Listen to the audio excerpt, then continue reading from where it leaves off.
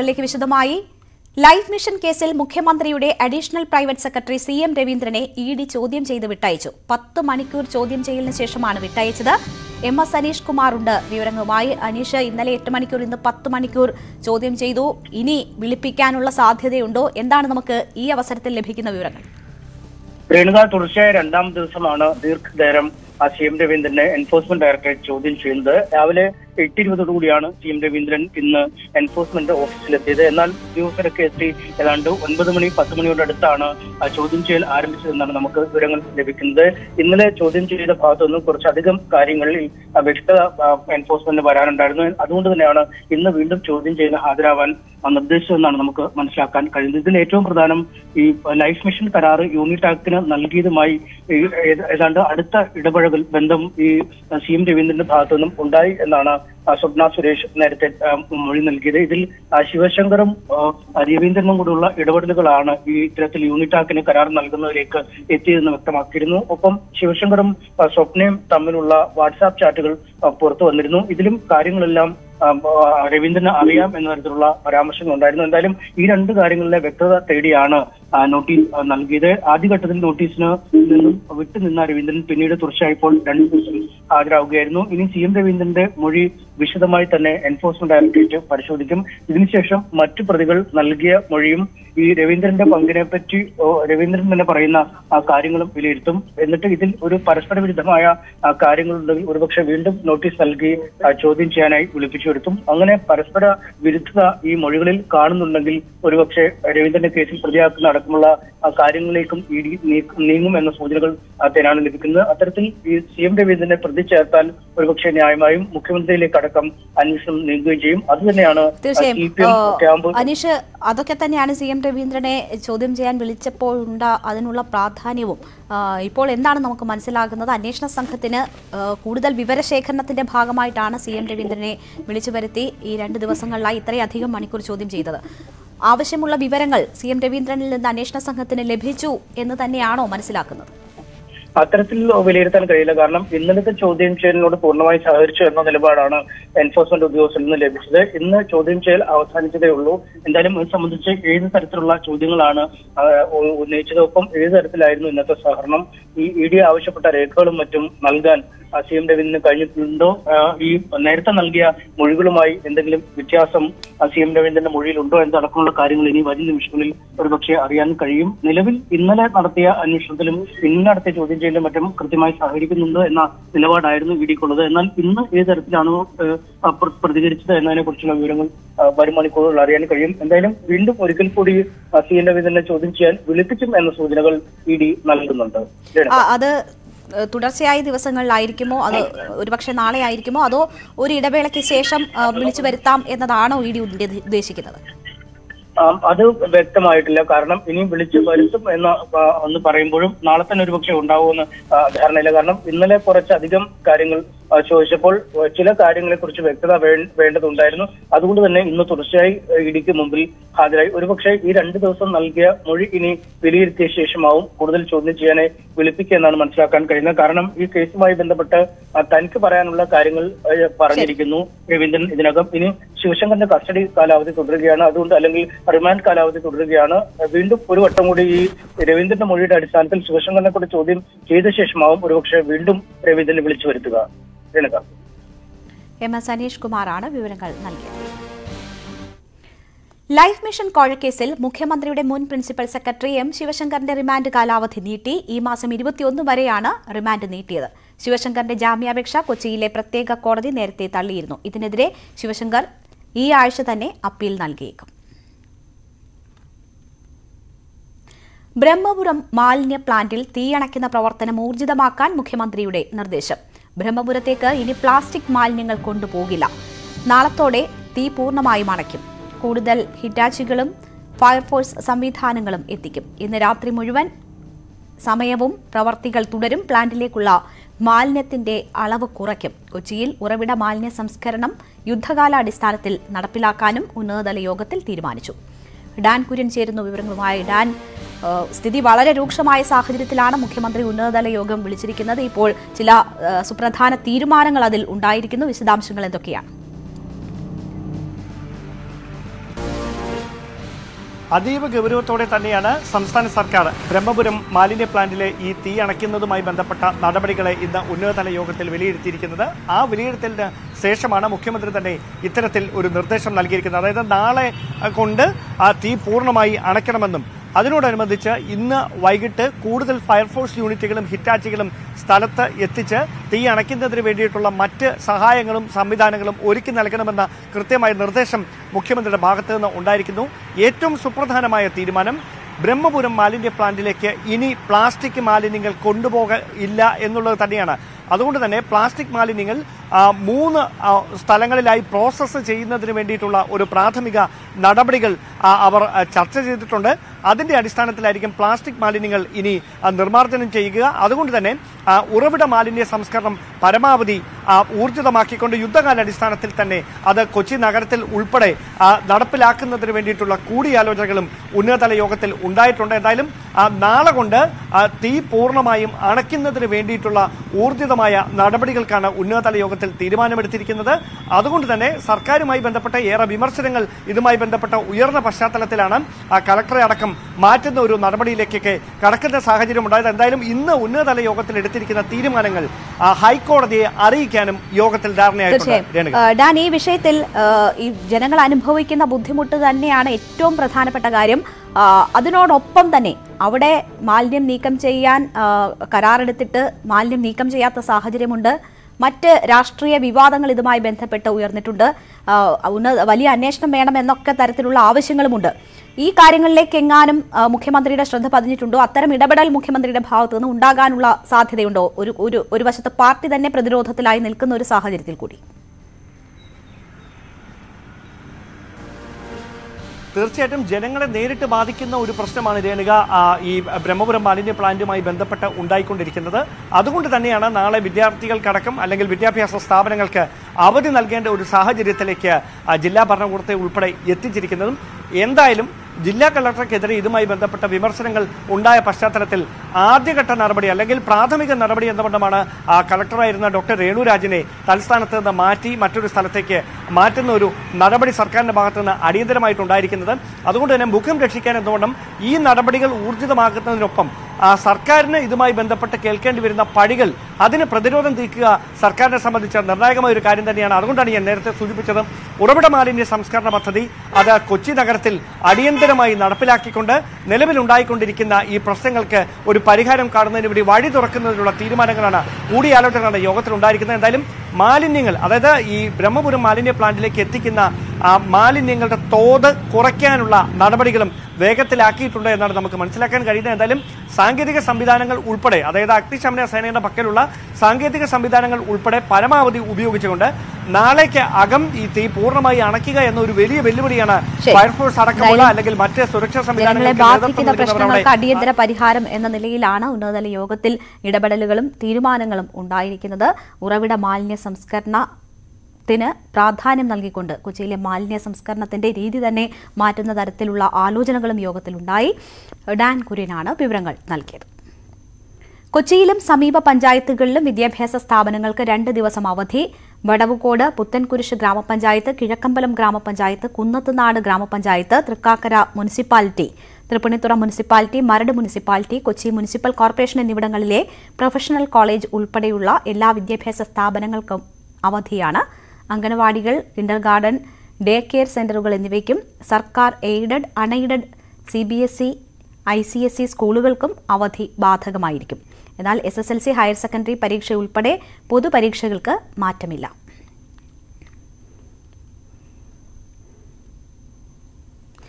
ബ്രഹ്മപുരം മാലിന്യ പ്ലാന്റിലെ തീപിടുത്തത്തിൽ കൊച്ചി കോർപ്പറേഷനും ജില്ലാ കളക്ടർക്കും ഹൈക്കോടതിയുടെ വിമർശനം. പ്ലാന്റിൽ വൈദ്യുതി ബന്ധം സ്ഥാപിക്കാൻ വേണ്ട നടപടികൾ സ്വീകരിക്കാൻ സർക്കാരിന് കർശന നിർദ്ദേശം നൽകിയ കോടതി ഖരമാലിന്യ സംസ്കരണത്തിന് ശക്തമായ സംവിധാനം വേണമെന്ന് നിർദ്ദേശിച്ചു. അതേസമയം കോർപ്പറേഷൻ വാദത്തെ കളക്ടർ തള്ളി. തീപിടുത്തമുണ്ടാവുന്നതിന് മുൻപ് 3 ദിവസം മുൻപ് ജില്ലാ ഭരണകൂടം കോർപ്പറേഷന് രേഖാമൂലം മുന്നറിയിപ്പ് നൽകിയിരുന്നുവെന്ന് കളക്ടർ കോടതിയെ അറിയിച്ചു. കേസ് വ്യാഴാഴ്ച വീണ്ടും പരിഗണിക്കും. ബ്രഹ്മപുരം മാലിന്യ നിർമ്മാർജ്ജന പ്ലാന്റിലെ തീപിടുത്തവുമായി ബന്ധപ്പെട്ട് സ്വമേധയാ എടുത്ത കേസ് പരിഗണിക്കവെയാണ് വിഷയത്തിൽ ഹൈക്കോടതി കൊച്ചി കോർപ്പറേഷനെയും ജില്ലാ കളക്ടറെയും രൂക്ഷമായി വിമർശിച്ചത്. ജില്ലാ കളക്ടർക്ക് വിഷയത്തിൽ നിന്ന് ഒഴിഞ്ഞുമാറാനാകില്ല. 2 ദിവസം കൊണ്ട് തീ അണയ്ക്കുമോ എന്ന് പറഞ്ഞിരുന്നുവെന്നും കോടതിയിൽ നേരിട്ട് ഹാജരായ കളക്ടറോട് ഡിവിഷൻ ബെഞ്ച് ചോദിച്ചു. അത്തരം റിപ്പോർട്ടാണ് ഫയർ ഓഫീസർ നൽകിയതെന്നായിരുന്നു കളക്ടറുടെ മറുപടി. നഗരത്തിൽ കൂട്ടിയിട്ടിരിക്കുന്ന മാലിന്യങ്ങൾ നാളെ മുതൽ ശേഖരിക്കുമെന്ന് കോർപ്പറേഷൻ സെക്രട്ടറിയും മറുപടി നൽകി. മാലിന്യ ശേഖരണത്തിന് ആവശ്യമായ ഹരിതകർമ്മസേന പ്രവർത്തകരില്ലെന്നും നിലവിൽ പ്ലാന്റ് പ്രവർത്തിക്കുന്നത് ജനറേറ്റർ ഉപയോഗിച്ചാണെന്നും കോർപ്പറേഷൻ കോടതിയെ അറിയിച്ചു. തടസ്സങ്ങളില്ലാതെ പ്രത്യേക വൈദ്യുതി ബന്ധം പ്ലാന്റിൽ സ്ഥാപിക്കാനായി ആവശ്യമായ നടപടികൾ സ്വീകരിക്കണമെന്ന് സർക്കാരിനോട് കോടതി ഇടക്കാല ഉത്തരവിലൂടെ നിർദ്ദേശിച്ചു. ഖരമാലിന്യ സംസ്കരണത്തിന് കാര്യക്ഷമമായ സംവിധാനം വേണം. ഉറവിടത്തിൽ തന്നെ മാലിന്യം വേർതിരിക്കുവാനുള്ള സംവിധാനം സർക്കാർ ശക്തമാക്കണം. പൊതു ഇടങ്ങളിൽ മാലിന്യം വലിച്ചെറിയുന്നവർക്കെതിരെയും നടപടി സ്വീകരിക്കണമെന്നും കോടതി നിർദ്ദേശം നൽകി. നിലവിൽ ബ്രഹ്മപുരത്ത് സ്ഥിതിഗതികൾ നിയന്ത്രണ വിധേയമെന്ന് കോർപ്പറേഷൻ അറിയിച്ചെങ്കിലും ഇന്നലെയും തീപിടുത്തമുണ്ടായെന്നും നഗരവാസികളിൽ ആരോഗ്യ പ്രശ്നങ്ങൾ റിപ്പോർട്ട് ചെയ്യപ്പെടുന്നതായും കോടതി ചൂണ്ടിക്കാട്ടി. തീ നിയന്ത്രണ വിധേയമാക്കാനായി ജില്ലയ്ക്ക് പുറത്തുനിന്നും സഹായം തേടിയിരുന്നുവെന്നും പൊതുജനങ്ങൾക്ക് ജാഗ്രതാ നിർദ്ദേശവും മറ്റ് നടപടികളും സ്വീകരിക്കുന്നുണ്ടെന്നുമായിരുന്നു കളക്ടർ കോടതിയിൽ വിശദീകരിച്ചത്. എന്നാൽ ഇക്കാര്യത്തിൽ സമഗ്രമായ റിപ്പോർട്ട് കളക്ടറോട് സമർപ്പിക്കണമെന്നാവശ്യപ്പെട്ട ഹൈക്കോടതി കേസ് മറ്റന്നാളത്തേക്ക് മാറ്റി. ജില്ലാ കളക്ടർ, കോർപ്പറേഷൻ സെക്രട്ടറി എന്നിവർ മറ്റന്നാൾ വീണ്ടും നേരിട്ട് ഹാജരാകണമെന്നും കോടതി നിർദ്ദേശിച്ചു. ന്യൂസ് 18 കൊച്ചി. കൊച്ചിയിലെ ഖരമാലിന്യ പ്രശ്നം പരിഹരിക്കണമെന്നാവശ്യപ്പെട്ടുകൊണ്ട് പ്രതിപക്ഷ കൌൺസിലർമാരും യൂത്ത് കോൺഗ്രസും ഡെപ്യൂട്ടി മേയറെ ഉപരോധിച്ചു. മുദ്രാവാക്യം വിളിച്ചുകൊണ്ട് കോർപ്പറേഷൻ ഓഫീസിലേക്ക് എത്തിയ പ്രവർത്തകർ ചപ്പുചവറുകളും വിതറി. യൂത്ത് കോൺഗ്രസ് പ്രവർത്തകരെ പോലീസ് ബലം പ്രയോഗിച്ച് നീക്കി. തുടർന്ന് കൌൺസിലർമാരുടെ നേതൃത്വത്തിൽ ഡെപ്യൂട്ടി മേയറെ ഉപരോധിച്ചു. നാളെ മുതൽ മാലിന്യ നീക്കത്തിനുള്ള നടപടികൾ ഉണ്ടായില്ലെങ്കിൽ സമരം ശക്തമാക്കുമെന്ന് പ്രതിപക്ഷം അറിയിച്ചു. ഒരാഴ്ചയായി തുടരുന്ന ബ്രഹ്മപുരം തീപിടുത്തത്തെ ചൊല്ലിയുള്ള രാഷ്ട്രീയ വിവാദം പുതിയ തലത്തിലേക്ക്. മാലിന്യ സംസ്കരണത്തിന് CPM നേതാവിന്റെ മകൻ കരാർ നേടിയത് രാഷ്ട്രീയ സ്വാധീനം ഉപയോഗിച്ചാണെന്ന പ്രതിപക്ഷ ആരോപണത്തെ ഉപകരാർ കോൺഗ്രസ് നേതാവിന്റെ മകനാണെന്ന മറുവാദമുയർത്തിയാണ് സർക്കാർ നേരിടുന്നത്. അതേസമയം ഇരു മുന്നണികൾക്കെതിരെയും വിഷയം ശക്തമായി ഉന്നയിച്ചുകൊണ്ടാണ് BJPയുടെ നീക്കങ്ങൾ. മാലിന്യ സംസ്കരണം നിലച്ചതാണ് തീപിടുത്തത്തിന് ഇടവച്ചതെന്നാണ് ആക്ഷേപം. കരാർ കമ്പനിയുടെ പരാജയം ചർച്ചയായപ്പോഴാണ് കമ്പനി ഉടമയുടെ രാഷ്ട്രീയ സ്വാധീനവും വിവാദങ്ങളിൽ നിറഞ്ഞത്. മുൻപരിചയമില്ലാത്ത സോൺട്ര ഇൻഫ്രാട്രക്ക് എന്ന കമ്പനി വൈക്കം വിശന്റെ മരുമകന്റേതാണെന്നതാണ് പ്രതിപക്ഷം ആയുധമാക്കിയത്. ബ്രഹ്മപുരത്തെ കടുത്ത പ്രതിസന്ധിക്ക് പിന്നിൽ മാലിന്യ നീക്കം നിലച്ചതാണെന്ന വാദം പ്രതിപക്ഷം ശക്തമായി ഉന്നയിക്കുകയാണ്. കരാറുകാർ ചെയ്തിട്ടുള്ള ഗുരുതരമായ കുറ്റകൃത്യമാണ്. ഈ തീ അണഞ്ഞാലും അഴിമതിയുടെ തീ അവിടെ അണയുന്നില്ല. വ്യാപകമായ അഴിമതിയാണ് ഈ മാലിന്യ നീക്കവുമായി ബന്ധപ്പെട്ട് ബ്രഹ്മപുരത്ത് നടന്നിരിക്കുന്നത്. അത് ആരെല്ലാം പങ്കാളികളാണെങ്കിലും അവരെ എല്ലാം പുറത്തു കൊണ്ടുവരണം. എന്നാൽ കരാർ കമ്പനിക്ക് പിന്നിൽ രാഷ്ട്രീയമുണ്ടെന്ന വാദം CPM തള്ളി. വഴിവിട്ട ഇടപെടൽ നടന്നിട്ടില്ലെന്ന് MV ഗോവിന്ദൻ. ഞങ്ങൾക്ക് ഒരു തരത്തിലുള്ള വഴിവിട്ട സഹായം നൽകേണ്ട കാര്യമില്ല. ആരായാലും അതിൽ വേറെ നോക്കേണ്ട കാര്യം. ഞാൻ മന്ത്രിയായിരുന്ന സന്ദർഭത്തിൽ തന്നെ ഇത് സംബന്ധിച്ച് റിവ്യൂ നടത്തിയതാണ്. ഈ പ്രവർത്തനം വളരെ ഫലപ്രദമായിട്ട് മുന്നോട്ടേക്ക് കൊണ്ടുപോകുന്നതിന് ആവശ്യമായ നിലപാട് സ്വീകരിക്കണം. ഇനി കരാറുടെ കാര്യത്തിൽ എന്തെങ്കിലും വിട്ടുവീഴ്ച ചെയ്യേണ്ട ഒരു കാര്യം നമ്മൾ കാണുന്നില്ല. അവർ കൃത്യമായിട്ട് കൈകാര്യം ചെയ്യുന്നു പോകുന്നില്ലെങ്കിൽ ടെർമിനേറ്റ് ചെയ്യാനുള്ള നിലപാട് ഉൾപ്പെടെ സ്വീകരിക്കാമെന്ന് പറഞ്ഞാണ്. മരുമകന് രാഷ്ട്രീയ സ്വാധീനത്തിൽ കരാർ കിട്ടിയെന്ന ആരോപണം വൈക്കം വിശനും നിഷേധിച്ചു. വേറെ എന്തെങ്കിലും കുഴപ്പമുണ്ടെങ്കിൽ അത് അന്വേഷിക്കട്ടെ എന്നൊന്നും ഒരു പൊതുപ്രവർത്തകൻ എന്ന രീതിയിൽ വേറെ പ്രശ്നമില്ല. മുഖ്യമന്ത്രി അങ്ങനെ സൗഹൃദത്തിന്റെ പേരിൽ എന്തെങ്കിലും ചെയ്യുമോ എന്ന് എനിക്കറിയില്ല. ഞാൻ ഇതുവരെ അങ്ങനെ ഒരു കാര്യം പറഞ്ഞിട്ടുമില്ല. എൻ്റെ കുടുംബാംഗങ്ങളും മറ്റു കാര്യങ്ങളും അത് ഞാൻ പറഞ്ഞിട്ടില്ല. മാലിന്യ സംസ്കരണത്തിന് ഉപകരാർ നേടിയത് കോൺഗ്രസ് നേതാവ് N വേണുഗോപാലിന്റെ മകനാണെന്നത് ഇരുമുന്നണികൾക്കുമെതിരെ ബ്രഹ്മപുരം പ്രതിസന്ധിയിൽ BJP ആയുധമാക്കുന്നു. ഇടതുമുന്നണി കൺവീനർ വൈക്കം വിശന്റെ മരുമകന് ബ്രഹ്മപുരത്തെ പ്രധാന കരാറ് കിട്ടുമ്പോൾ ബഹളം വെച്ച് ഉപകരാർ നേടിയത് KPCC ജനറൽ സെക്രട്ടറി വേണുഗോപാലിൻ്റെ മകനാണ്. കേരളത്തിലെ പങ്കുകച്ചവടത്തിൻ്റെ, അഴിമതിയുടെ കൂട്ടുകച്ചവടത്തിൻ്റെ, വീതം വെപ്പിൻ്റെ ഏറ്റവും വലിയ ഉദാഹരണങ്ങളിൽ ഒന്നാണിത്. അതേസമയം ഒരാഴ്ച പിന്നിട്ടിട്ടും ബ്രഹ്മപുരത്ത് പരിഹാരമുണ്ടാവാത്തതോടെ പ്രതിപക്ഷം കടുത്ത നീക്കത്തിലാണ്. മേയറുടെ രാജി ആവശ്യം പ്രതിപക്ഷം ഉന്നയിച്ചു കഴിഞ്ഞു. ഈ പ്രശ്നത്തിന് പരിഹാരം കാണാൻ ഈ ഭരണകൂടത്തിന് സാധിക്കാത്തതുകൊണ്ട്, ഭരണസമിതിക്ക് സാധിക്കാത്തതുകൊണ്ട് അതിന്റെ ധാർമ്മികമായ മുഴുവൻ ഉത്തരവാദിത്വം ഏറ്റെടുത്തുകൊണ്ട് മേയർ അഡ്വക്കേറ്റ് M അനിൽകുമാർ തൽസ്ഥാനത്ത് നിന്ന് രാജിവെച്ചു. ന്യൂസ് 18 കൊച്ചി. 5 ജില്ലാ കളക്ടർമാർക്ക് സ്ഥലമാറ്റം. എറണാകുളം ജില്ലാ കളക്ടർ രേണു രാജനെ വയനാട്ടിലേക്ക് മാറ്റി.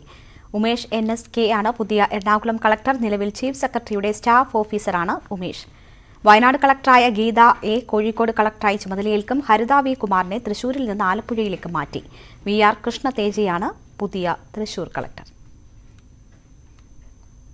സ്വർണ്ണക്കള്ളക്കടത്ത് നടത്തിയ Air India cabin crew Kochi രാജ്യാന്തര വിമാനത്താവളത്തിൽ പിടിയിലായി. വയനാട് സ്വദേശി ഷാഫിയെയാണ് 1487 ഗ്രാം സ്വർണ്ണമിശ്രിതവുമായി കൊച്ചി കസ്റ്റംസ് പ്രിവന്റീവ് കമ്മീഷണറേറ്റ് പിടികൂടിയത്. കൈകളിൽ സ്വർണം ചുറ്റിവെച്ച ശേഷം ഷർട്ടിന്റെ കൈ മൂടിയിട്ട് ഗ്രീൻ ചാനലിലൂടെ കടക്കാനാണ് ലക്ഷ്യമിട്ടത്.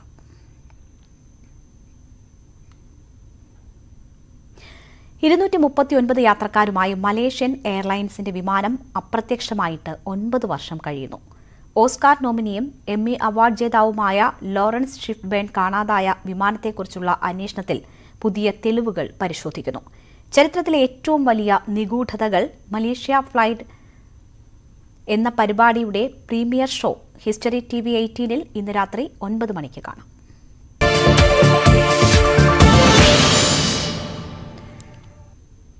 വാർത്തകൾ തുടരുന്നു. നടനും അഭിഭാഷകനുമായ ഷുക്കൂർ വീണ്ടും വിവാഹിതനായി. ഭാര്യ ഷീന ഷുക്കൂറുമായാണ് സ്പെഷ്യൽ മാരേജ് ആക്ട് പ്രകാരം രണ്ടാമതും വിവാഹം നടന്നത്. കാഞ്ഞങ്ങാട് ഹോസ്ദുർഗ് സബ് രജിസ്ട്രാർ ഓഫീസിൽ രാവിലെയായിരുന്നു വിവാഹം.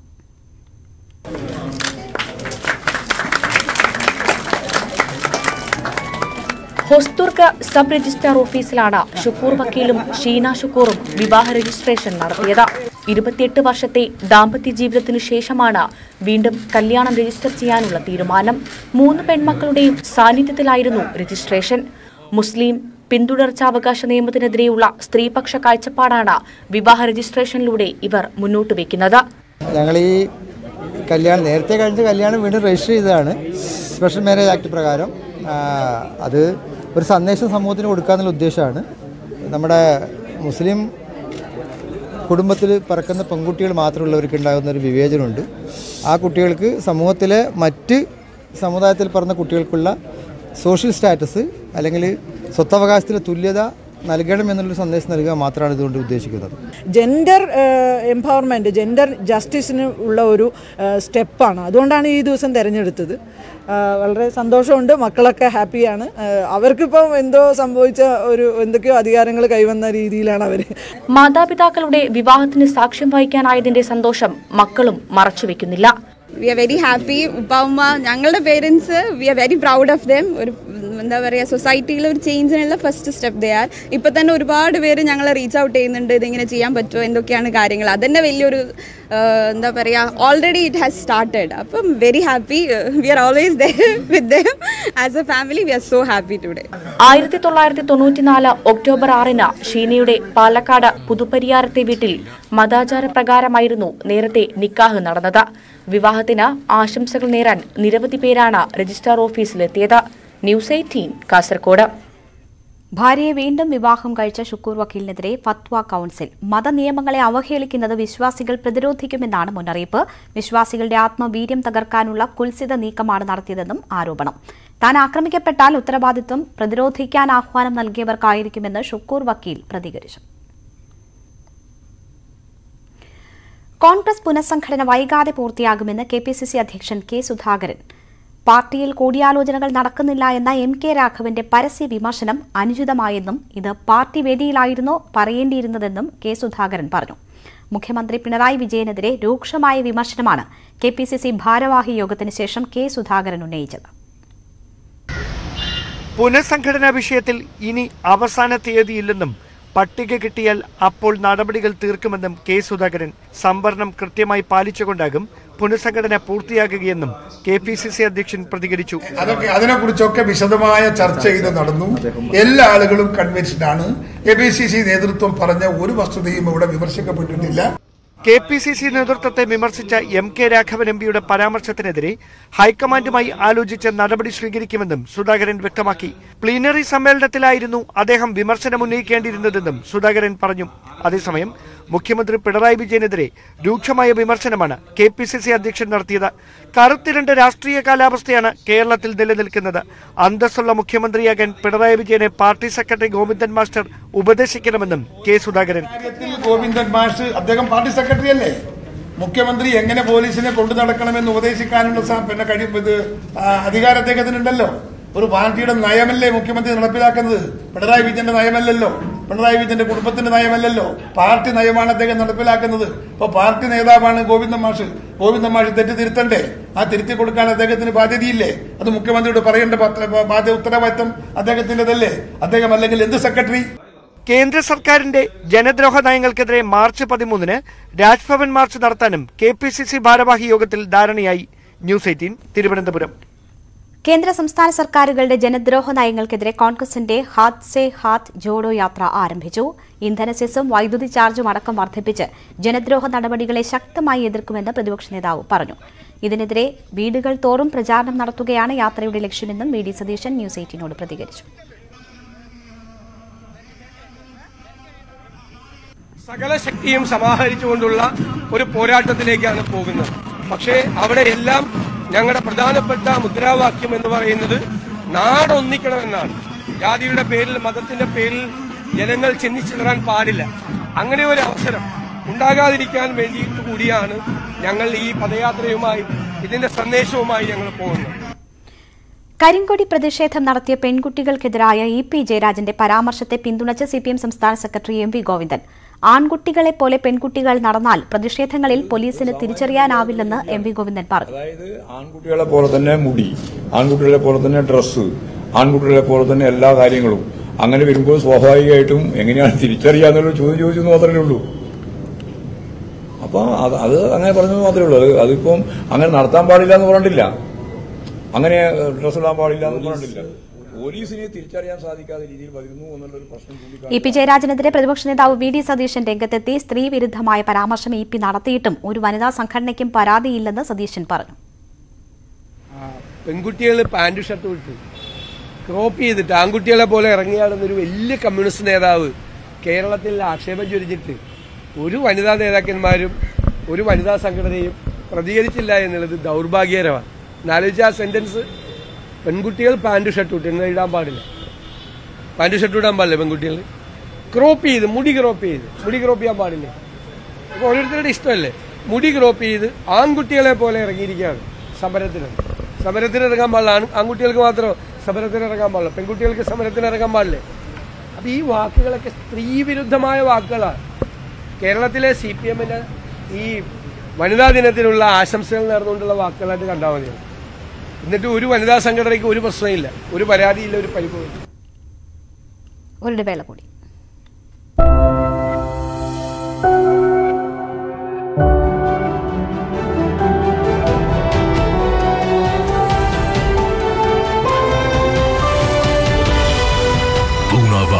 FinCorp presents News 18 Rising India Real Heroes.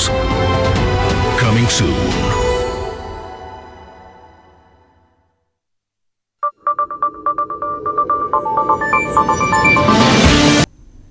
വാർത്തകൾ തുടരുന്നു. പുണരാം നീതി.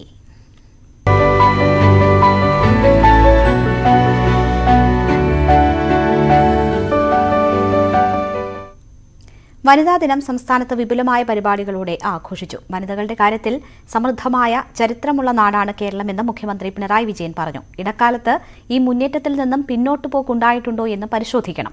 സംരംഭക രംഗത്തേക്ക് സ്ത്രീകൾ കടന്നുവരുന്നതിൽ സന്തോഷമെന്നും മുഖ്യമന്ത്രി പറഞ്ഞു. 1.5 നൂറ്റാണ്ടിലേറെ കാലം മുൻപ് തന്നെ സ്ത്രീ വിമോചന പ്രസ്ഥാനങ്ങൾ ശക്തി പ്രാപിച്ച മണ്ണാണിത്.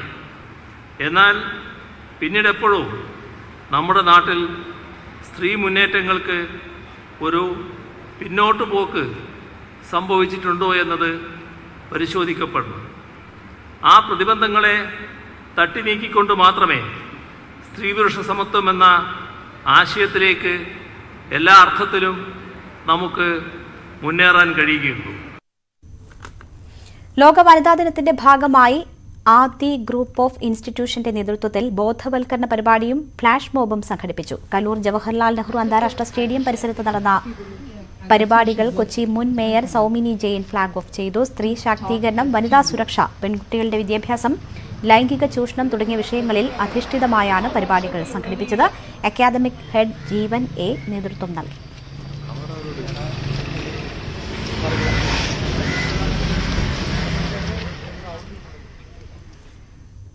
അന്താരാഷ്ട്ര വനിതാ ദിനത്തിൽ നെടുമ്പാശ്ശേരി വിമാനത്താവളത്തിൽ BWFS ജീവനക്കാർക്കായി Reliance net meds medical camp സംഘടിപ്പിച്ചു. ഡോക്ടർ രഞ്ജിത്ത് ശ്രീനിവാസൻ, ഡോക്ടർ നിധി കൃഷ്ണൻ, ഡോക്ടർ പ്രമീള രാധാകൃഷ്ണൻ എന്നിവർ മുഖ്യ അതിഥികളായി.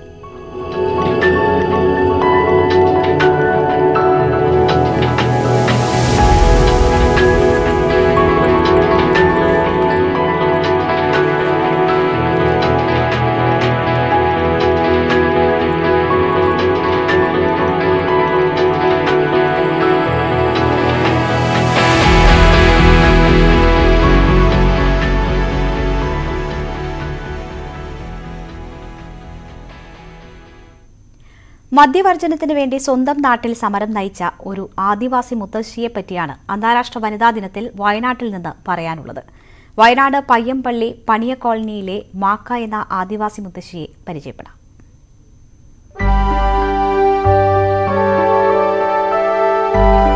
ഇത് വയനാട് പയ്യമ്പള്ളി പണിയ കോളനിയിലെ മാക്ക എന്ന ആദിവാസി മുത്തശ്ശി. 2016 മുതൽ വർഷങ്ങൾ നീണ്ട മദ്യവിരുദ്ധ സമരം നടത്തിയ പോരാളിയാണിവർ. സ്ത്രീകൾ മാത്രമുള്ള സമരത്തെ മുന്നിൽ നിന്ന് നയിച്ചത് കോളനിയിലെ വെള്ളയും മാക്കയുമാണ്. 2 ആദിവാസി വീട്ടമ്മമാർ നടത്തിയ സമരമെന്ന നിലയ്ക്ക് അതന്ന് ഏറെ ചർച്ച ചെയ്യപ്പെട്ടു. കോളനിയിലെ വ്യാപക മദ്യപാനവും രോഗങ്ങളും മരണങ്ങളുമാണ് അവരെ കോളനിക്ക് അടുത്ത പ്രദേശത്തുള്ള വിദേശ മദ്യ ഷോപ്പ് മാറ്റി സ്ഥാപിക്കണമെന്നാവശ്യപ്പെട്ട് സമരം ചെയ്യാൻ പ്രേരണയായത്. വർഷങ്ങൾക്കിപ്പുറവും പ്രായാധിക്യമുണ്ടെങ്കിലും മദ്യവിരുദ്ധ പ്രവർത്തനങ്ങളിൽ സജീവമാണിവർ. എൻ്റെ കൂടെ ഉണ്ടായിരുന്നൊരു വെള്ള എന്ന് പറഞ്ഞ അവളെ പിന്നെ 26 വയസ്സിലാണ് അവള് ഭർത്താവ് മരിക്കുന്നത്. ആ സമയത്താണ് ഈ മദ്യപാനം കൊണ്ടാണ് അയാൾ മരിക്കുന്നത്. മദ്യപാനം എപ്പോഴും ഫുൾ മദ്യപാനമായിരുന്നു. അങ്ങനെയാണ് അവന് കുഞ്ഞ് മരിച്ചത്. പിന്നെ നോക്കുമ്പോൾ എൻ്റെ കുടുംബത്തിൽ അതേമാതിരി തന്നെ മകൻ മദ്യപിക്കും, ഭർത്താവ് മദ്യപാനം, പിന്നെ എൻ്റെ മക്കൾ 2 മദ്യപാനമായിരുന്നു. അങ്ങനെ ഒരാളും മരിച്ചു, ഏറ്റവും ഇളയതാണ് മരിക്കുന്നത്. അങ്ങനെയൊക്കെയാണ് ഞങ്ങൾ പോയിട്ട് ആ സമരം പിന്നെ തുടങ്ങാനുള്ള കാരണം. നല്ല കർഷക തൊഴിലാളികളായ ആദിവാസി വിഭാഗങ്ങൾക്ക് ദൈനംദിനം ലഭിക്കുന്ന കൂലിപ്പണം ഏറെയും മദ്യഷോപ്പുകളിൽ തന്നെയാണ് ചെലവഴിക്കുന്നത്. കോവിഡ് കാലത്തെ മദ്യനിയന്ത്രണം ഉൾപ്പെടെ കോളനികളിൽ വലിയ ആശ്വാസം കൊണ്ടെത്തിച്ചതായി മുത്തശ്ശി പറയുന്നു. കൊറോണ കാലത്ത് നല്ല അനുഭവമായിരുന്നു. 3 മാസം ബിവറേജ് കൂട്ടിയിട്ടുണ്ടായിരുന്ന സമയത്ത് ഞങ്ങളുടെ കോളനിയിൽ കുടുംബത്തിൽ മക്കളും ഭാര്യ ഭർത്താക്കന്മാർ കുട്ടികൾ ഇവരൊക്കെ നല്ല സൗഹൃദമായിട്ടുള്ള ജീവിതമായിരുന്നു. ഒക്കെ അന്ന് കിട്ടിയ ഇടയ്ക്കൊക്കെ പണിക്ക് പോകായിരുന്നു. കിട്ടുന്ന തുക ആ പൈസ കൂലി പണിക്ക് പോയി കഴിഞ്ഞിട്ടുള്ള കൂലി അത് കൊണ്ടുവന്ന് വീട്ടിൽ ചെലവഴിക്കുമായിരുന്നു. ജില്ലയിലെ ആദിവാസി ഊരുകളിൽ കൃത്യമായ രീതിയിൽ ലഹരിവിരുദ്ധ ബോധവൽക്കരണവും മറ്റു നിരീക്ഷണങ്ങളും നടത്തിയില്ലെങ്കിൽ പുതുതലമുറ ഉൾപ്പെടെ പലവിധ ലഹരികൾക്ക് അടിമപ്പെടാൻ സാധ്യതയുണ്ട്. ലഹരിക്കെതിരെയുള്ള സമരപോരാട്ടങ്ങൾ അവസാനിപ്പിക്കാൻ കഴിയില്ലെന്ന ഓർമ്മപ്പെടുത്തലാണ് മാക്കി എന്ന ഗോത്രമുത്തശ്ശി പറഞ്ഞു തരുന്ന പാഠം. ന്യൂസ് 18 വയനാട്. കുലത്തൊഴിലായ മൺപാത്ര നിർമ്മാണത്തിലൂടെ ജീവിതം കടഞ്ഞെടുത്തിരിക്കുകയാണ് നിലമ്പൂർ കൊളക്കണ്ടം സ്വദേശിനി വിജയകുമാരി.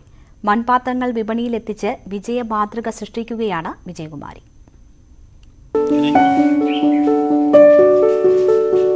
നിലമ്പൂർ അരുവാക്കോട്ടെ കളിമൺ പാത്ര നിർമ്മാണം സംസ്ഥാനത്ത് തന്നെ ഏറെ പ്രശസ്തമാണ്.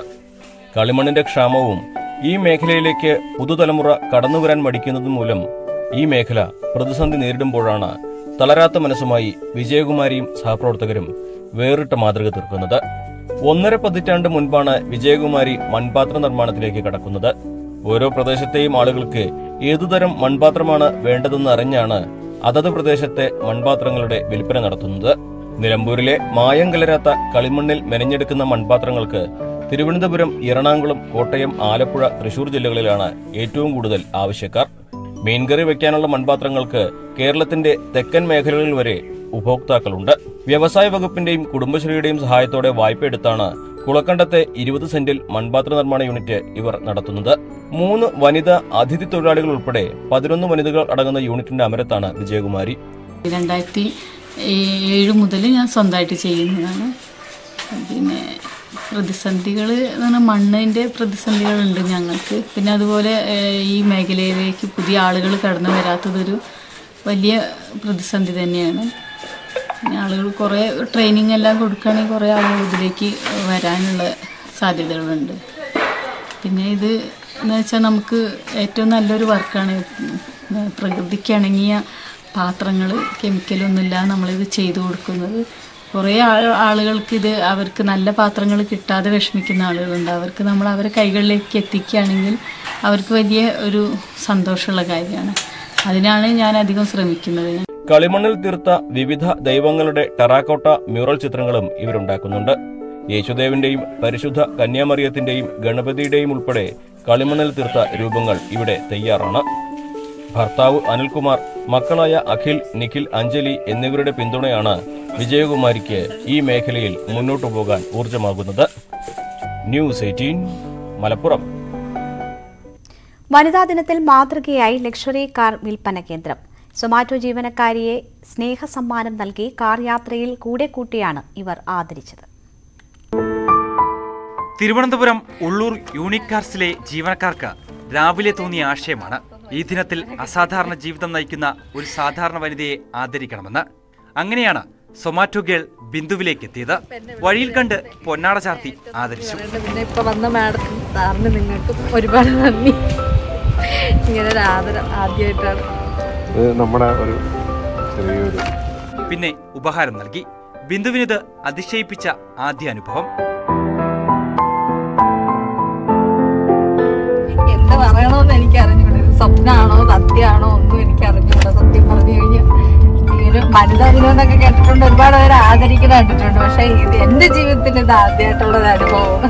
ശേഷം BMW കാറിൽ ബിന്ദുവിനെ കൂട്ടി നഗരം ചുറ്റി. ഈ ആദരവിന് മധുരം കൂടുതലാണ്. അറിയപ്പെടാതെ പോകുന്ന ജീവിതങ്ങളെ അംഗീകരിക്കൽ അത്ര എളുപ്പമല്ലല്ലോ. ന്യൂസ് 18 തിരുവനന്തപുരം. തിരുവനന്തപുരം കല്ലമ്പലം മണമ്പൂരിൽ ബസ് കാത്തുനിന്ന വിദ്യാർത്ഥികൾക്കിടയിലേക്ക് കാർ ഇടിച്ചു കയറി ഒരു വിദ്യാർത്ഥിനി മരിച്ചു. മാമം സ്വദേശി ശ്രേഷ്ഠയാണ് മരിച്ചത്. നിരവധി പേർക്ക് പരിക്കേറ്റു. 2 കുട്ടികളുടെ നില അതീവ ഗുരുതരമായി തുടരുന്നു.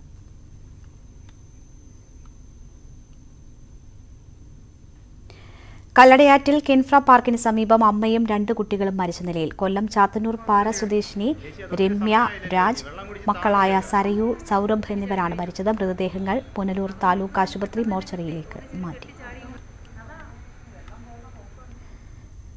അമ്മയെ മകൻ കഴുത്തിൽ ശ്വാസം മുട്ടിച്ചു കൊന്നു. ആലപ്പുഴ കുറത്തിക്കാട്ടാണ് സംഭവം. ഭരണിക്കാവ് സ്വദേശി രമയാണ് മരിച്ചത്. 65 വയസ്സായിരുന്നു. മകൻ മിഥുനെ പോലീസ് കസ്റ്റഡിയിലെടുത്തു. 2 മണിയോടെയാണ് സംഭവം.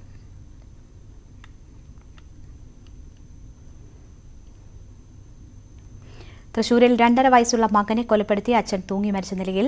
തുമ്പൂർ അയ്യപ്പൻകാവ് ക്ഷേത്രത്തിന് സമീപമാണ് സംഭവം. മാടമ്പത്ത് ബിനോയ്, മകൻ അഭിജിത് കൃഷ്ണ എന്നിവരാണ് മരിച്ചത്. ഭാര്യ മിനിയും മൂത്ത മകൻ അഭിനവ് കൃഷ്ണയും വീട്ടിൽ ഉറങ്ങിക്കിടക്കുന്നതിനിടെയാണ് ഇളയ മകനെ എടുത്തുകൊണ്ടുപോയി കൊലപ്പെടുത്തിയതെന്ന് സംശയിക്കുന്നു. ലോട്ടറി തൊഴിലാളിയായിരുന്ന ബിനോയ്ക്ക് ഹൃദയ സംബന്ധമായ അസുഖത്തെ തുടർന്ന് ചികിത്സയിലായിരുന്നു. ത്രിപുരയിലെ 2ാം BJP സർക്കാർ അധികാരത്തിൽ. മുഖ്യമന്ത്രിയായി മാണിക് സാഹ സത്യപ്രതിജ്ഞ ചെയ്തു. ഗവർണർ സത്യദേവ് നാരായൺ നാര്യ സത്യവാചകം ചൊല്ലിക്കൊടുത്തു. শ্রী মানিক সাহা ভগবানের নামে দৃঢ় বিশ্বাসের সহিত শপথ করিতেছি যে আইনত প্রতিষ্ঠিত ভারতীয় সংবিধানের প্রতি দৃঢ় বিশ্বাস ও আনুগত্য রক্ষা করিব.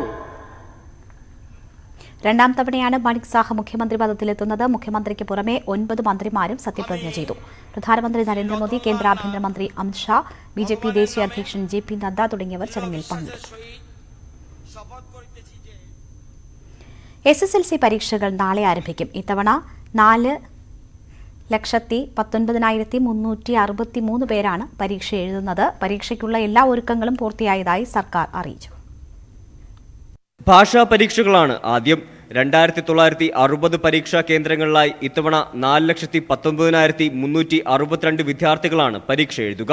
പ്രൈവറ്റായി 192 പേരും പരീക്ഷ എഴുതും. ഇതിൽ 2,13,801 പേർ ആൺകുട്ടികളും 2,05,561 പേർ പെൺകുട്ടികളുമാണ്. ഗൾഫിൽ 518 പേരും ലക്ഷദ്വീപിൽ 289 പേരുമാണ് പരീക്ഷാർത്ഥികളായിട്ടുള്ളത്. സർക്കാർ സ്കൂളുകളിൽ 1,40,40,703 പേരും എയ്ഡഡ് സ്കൂളുകളിൽ 2,50,000 51,567 പേരുമാണ് പരീക്ഷ എഴുതുന്നത്. 27,092 പേർ അൺഎയ്ഡഡ് സ്കൂളുകളിലും പരീക്ഷയ്ക്കിരിക്കും. മുൻവർഷത്തെ അപേക്ഷിച്ച് പരീക്ഷാർത്ഥികളുടെ എണ്ണത്തിൽ കുറവുണ്ടായിട്ടുണ്ട്. സംസ്ഥാനത്ത് ഏറ്റവും അധികം വിദ്യാർത്ഥികൾ പരീക്ഷ എഴുതുന്നത് മലപ്പുറത്താണ്. 77,989 വിദ്യാർത്ഥികളാണ് മലപ്പുറത്ത് പരീക്ഷ എഴുതുക. ഏറ്റവും കുറവ് പത്തനംതിട്ടയിൽ 10,218 വിദ്യാർത്ഥികൾ മാത്രമാണ് പത്തനംതിട്ടയിൽ പരീക്ഷ എഴുതുന്നത്. പരീക്ഷാ കേന്ദ്രങ്ങളിൽ എല്ലാ ഒരുക്കങ്ങളും പൂർത്തിയായതായി വിദ്യാഭ്യാസ മന്ത്രി വി ശിവൻകുട്ടി പറഞ്ഞു. SSLC, higher secondary, vocational higher secondary പരീക്ഷകളുടെ എല്ലാ ഒരുക്കങ്ങളും പൂർത്തീകരിച്ചു കഴിഞ്ഞു. രാവിലെ 9:30 മുതൽ 11:15 വരെയാണ് പരീക്ഷാ സമയം. ഗണിതശാസ്ത്രം, സോഷ്യൽ സയൻസ് എന്നീ വിഷയങ്ങളുടെ കാര്യത്തിൽ സമയക്രമത്തിൽ മാറ്റമുണ്ട്. 9:30 മുതൽ 12:15 വരെയാണ് ഈ വിഷയങ്ങളുടെ പരീക്ഷാ സമയം. മാർച്ച് 29-ന് SSLC പരീക്ഷകൾ അവസാനിക്കും. ഹയർ സെക്കൻഡറി VHSC പരീക്ഷ വെള്ളിയാഴ്ച തുടങ്ങും. ന്യൂസ് 18 തിരുവനന്തപുരം. നിറങ്ങളുടെ ഉത്സവമായ ഹോളിയുടെ ആഘോഷ തിമിർപ്പിൽ ഉത്തരേന്ത്യ നിറക്കൂട്ടൊരുക്കിയാണ് നാടും നഗരവും ഹോളിയെ വരവേറ്റത്.